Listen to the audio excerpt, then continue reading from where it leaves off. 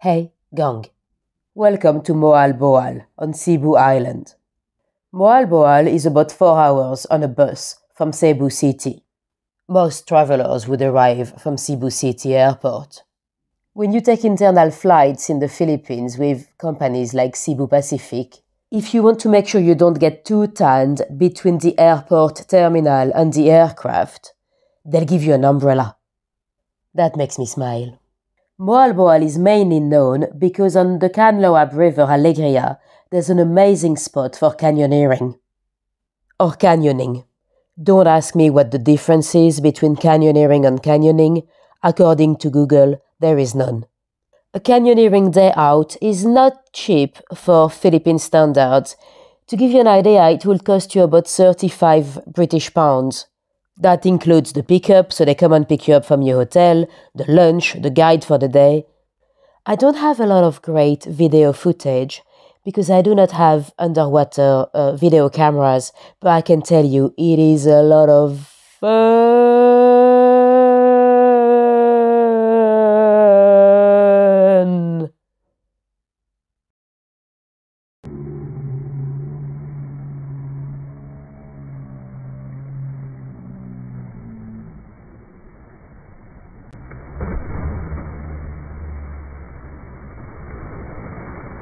Ouch.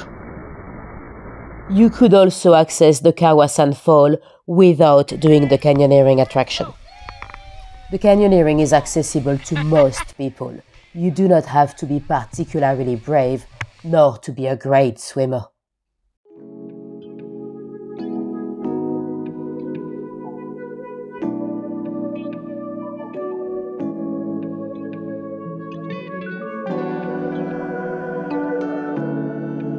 I like the San Miguel beer marketing here.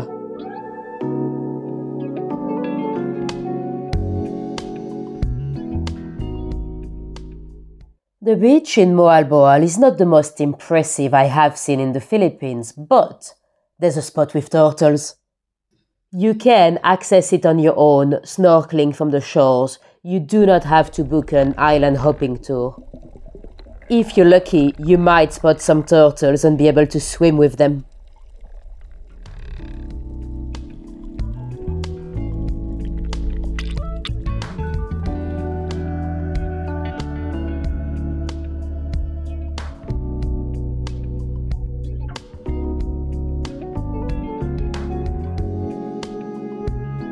When you go snorkeling here, there's also a spot when you can see the sardine run. Literally thousands of sardines swimming in front of you.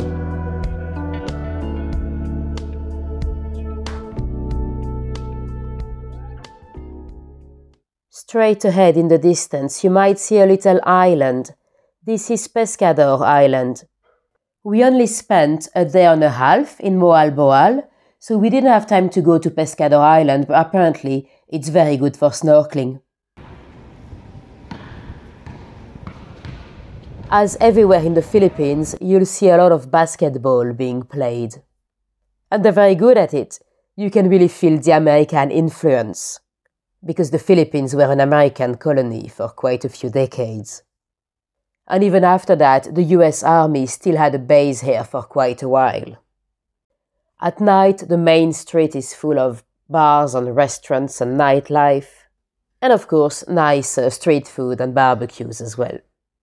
If you go for street food or for the type of places that are not touristy, you could have a great meal for less than $2.